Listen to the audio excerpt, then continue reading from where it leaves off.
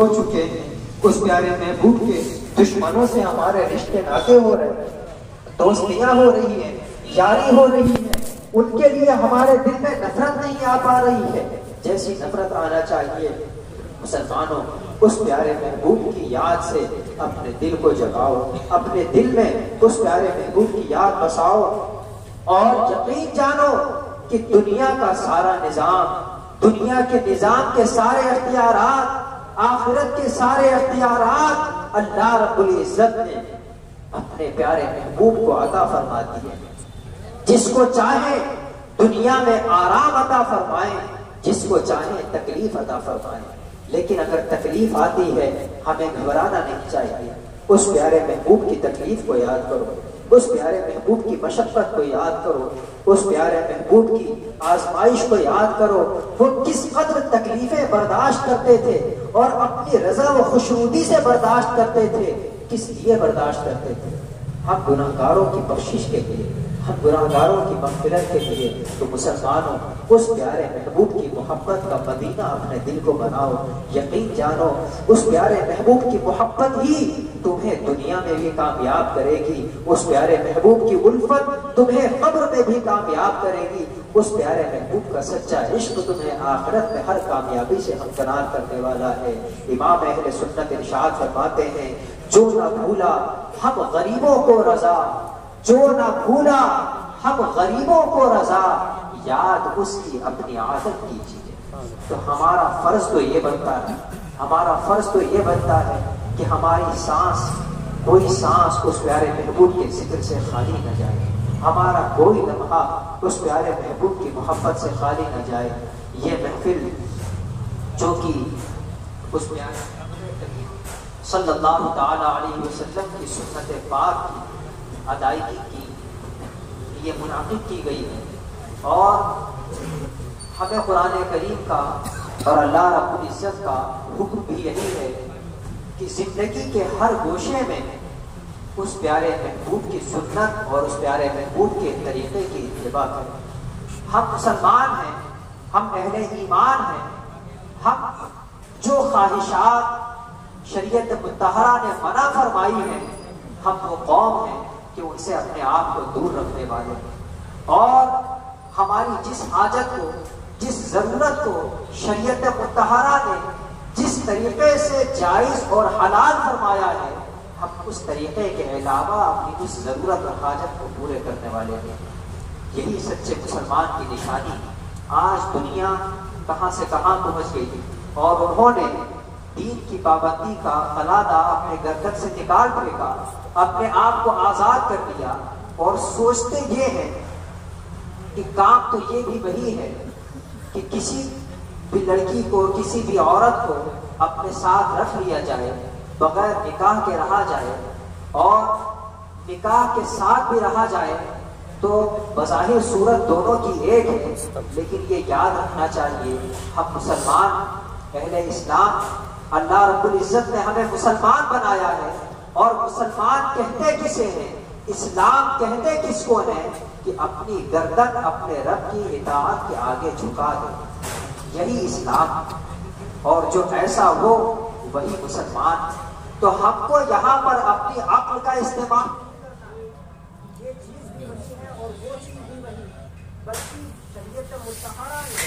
جس چیز کو جس طریقے سے حلال فرمایا ہے ہم اسی طریقے کو اختیار کریں گے۔ ابدی آرام ہمیشہ ہمیش کے لیے اس بندے مومن کو نصیب کر دیا جائے گا۔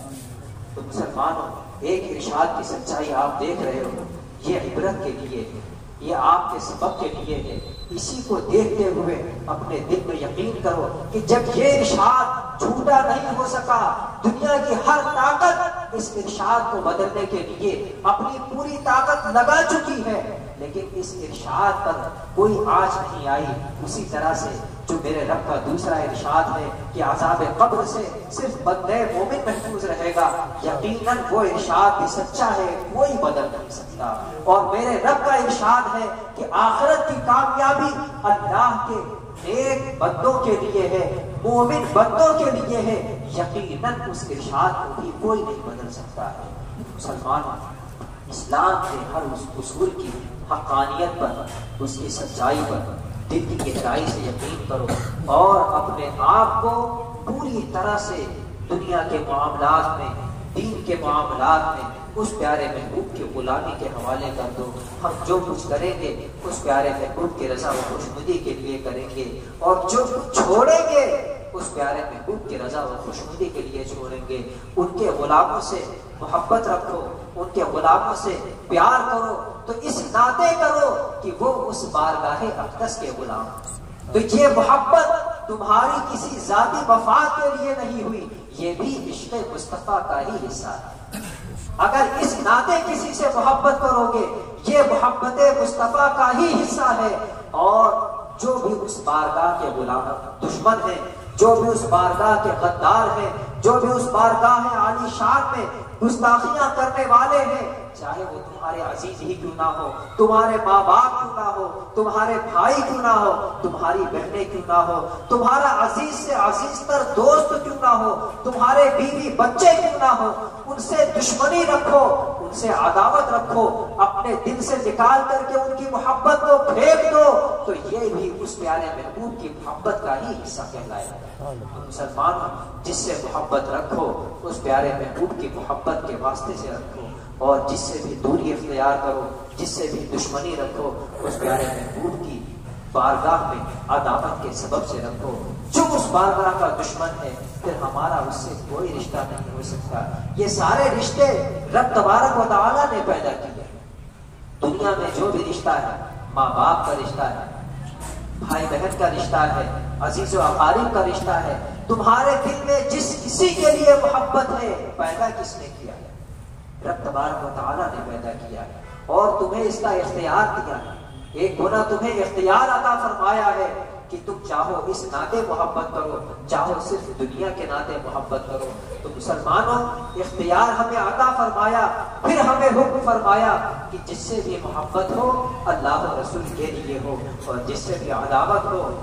اللہ و رسول کے لیے ہو۔ اب اپنے دل پر ہم قابو کریں، اپنے دل کو اپنے اختیار میں رکھیں، اپنے دل کو اپنے اختیار میں رکھ کر اس دل میں صرف اس کی محبت پیدا کریں جو اللہ و رسول کا وفادار ہے۔ تو یہ ہمارے لیے عبادت ہے۔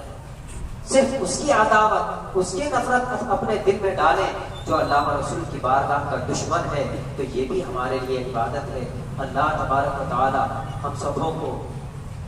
دین و دنیا کی کامیابی عطا فرمائے، اور ہمارے دلوں میں مذہب اسلام کی سچی محبت، سچی الفت عطا فرمائے، مذہب اسلام کے اصول پر مضبوطی سے کاربند ہونے کا جذبہ صادقہ عطا فرمائے۔ جب تک کہ دنیا میں رکھے، مذہب اسلام پر مضبوطی کے ساتھ قائم دائم رکھے، اسی مذہب حقہ پر ہمیں موت عطا فرمائے۔ وآخر دعوانا الحمدللہ رب العالمین۔